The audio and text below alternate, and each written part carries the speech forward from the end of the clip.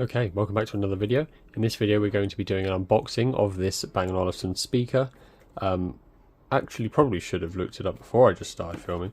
This is called the Beosound Explore. Grey mist colour here.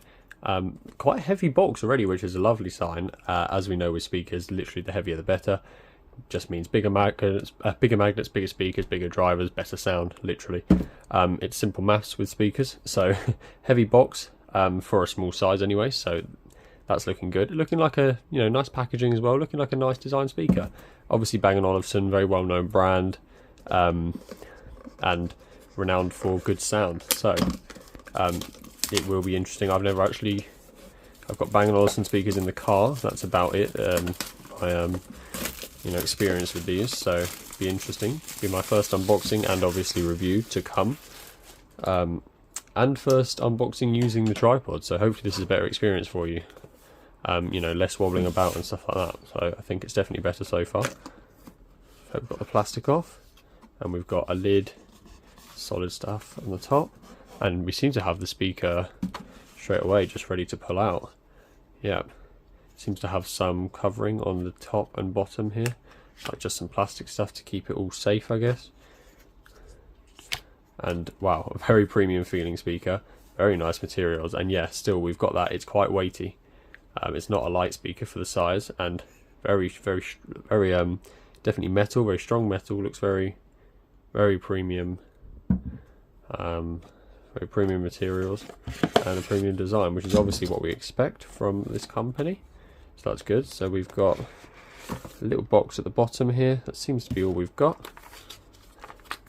And in here we've got a manual, another manual of some sort, and a standard USB-C cable with a clip, which is quite nice.